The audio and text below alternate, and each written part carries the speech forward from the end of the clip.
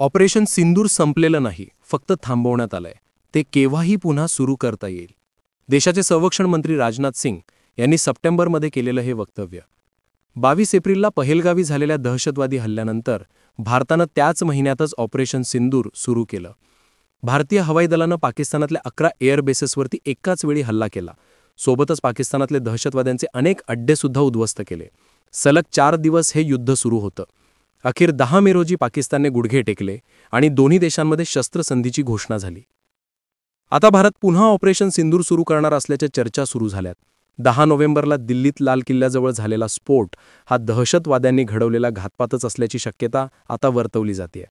त्यामुळेच आता भारत ऑपरेशन सिंदूर 2.0 सुरू करणार अशा चर्चांनी जोर धरलाय.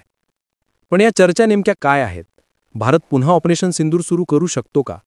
याची तयारी कशी सुरू आहे? आणि भारत पाकिस्तानात पुन्हा युद्ध होण्याची शक्यता आहे का? सगळी स्टोरी जाणून घेऊयात या व्हिडिओतून. नमस्कार, मी कुणाल पाटील आणि तुम्ही बघताय नेमका मुद्दा काय. 10 नोव्हेंबरला दिल्लीत एका कारमध्ये झालेल्या स्फोटानं अख्खा देश हादरला. बॉम्बस्फोटानंतर NIAची टीम घटनास्थळी दाखल झाली.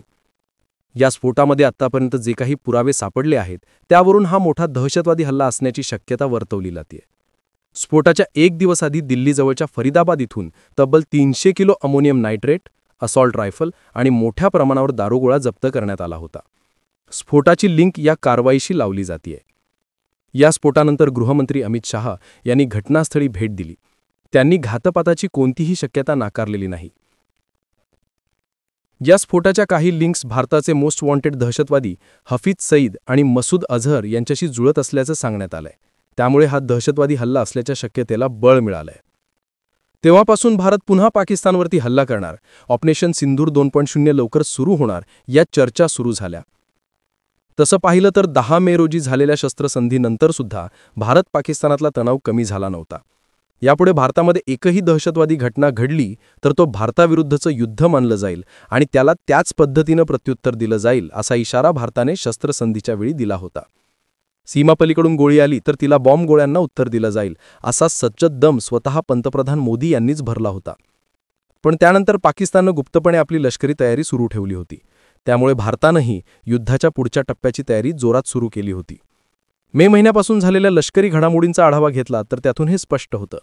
दोन्हीकडे सातत्यानं सुरू असलेल्या मिलिटरी एक्सरसाइज, मिलिटरी ड्रिल्स तसंच दोन्ही देशाच्या नेतृत्वाकडून होत असलेली वक्तव्य पाहता भारत आणि पाकिस्तान मोठ्या युद्धाच्या वाटेवर आहेत. ते लवकरच आमनेसामने येऊ शकतात असं म्हटलं जात होतं. प्रश्न होता, पहिली गोळी कोण चालवणार? सोमवारी दिल्लीमध्ये बॉम्ब झाला आणि आता हाच ऑपरेशन सिंदूर 2.0चा ट्रिगर पॉइंट ठरू शकतो असं बोललं जातंय. 10 मेला झालेल्या शस्त्रसंधीनंतर भारतानं पाकिस्तानविरुद्धची कारवाई थांबवली असली तरी तेव्हापासूनच सैन्याला बॉर्डरवर अलर्ट मोडवर ठेवण्यात आलं होतं.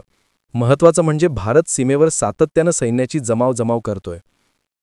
जाणून धक्का बसेल पण गेल्या 6 महिन्यांमध्ये भारतानं एकूण 20 वेळा युद्ध सराव केलाय.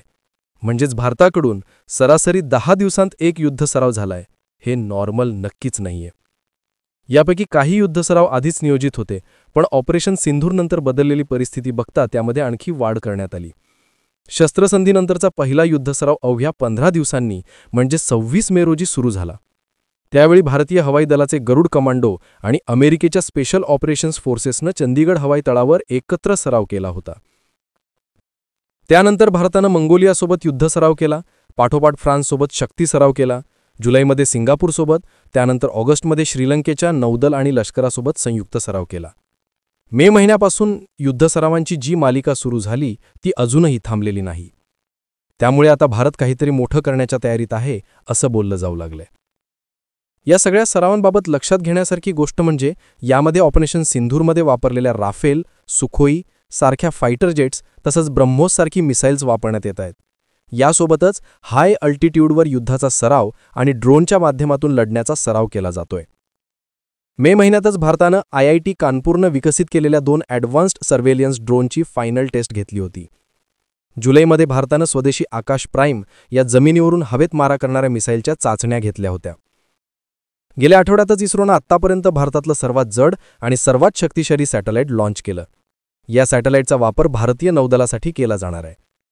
हा सॅटेलाइट भारतीय नौदलाच्या सबमरीन, एअरक्राफ्ट आणि कोस्टल स्टेशन्सला सेक्युअर्ड कम्युनिकेशन लिंक्स पुरवणार आहे.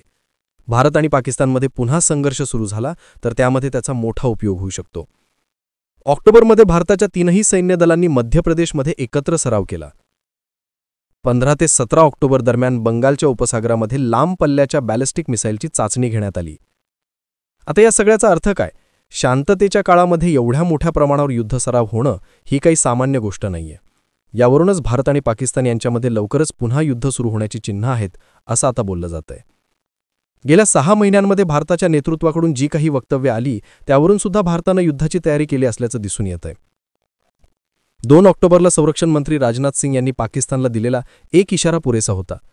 पाकिस्तानने सर क्रीकच्या परिसरामध्ये कुठलाही साहस दाखवण्याचा प्रयत्न केला तर त्याचं उत्तर इतकं जोरदार असेल की त्यामुळे इतिहास आणि भूगोल दोन्ही बदलून जातील असं राजनाथ सिंग म्हणाले होते. त्याचवेळी लष्कर प्रमुख उपेंद्र द्विवेदी यांनी सुद्धा पाकिस्तानने यापुढे दहशतवाद्यांना बळ देण्याची आगळीक केली तर त्या देशाचं नामोनिशाण मिटवून टाकू असा इशारा दिला होता. त्यानंतर पाकिस्तानात हालचाली वाढल्या होत्या. भारताने 30 ऑक्टोबर ते 10 नोव्हेंबर दरम्यान सरक्रीकच्या परिसरामध्ये मोठा लष्करी सराव केला. याआधी पाकिस्तानी नौदलाचे प्रमुख ॲडमिरल नावीद अशरफ यांनी या परिसराला भेट दिली होती. पाकिस्तानी सैन्याने सिंध आणि दक्षिण पंजाबमधल्या सदर्न कमांडला हाय अलर्टवर ठेवलंय.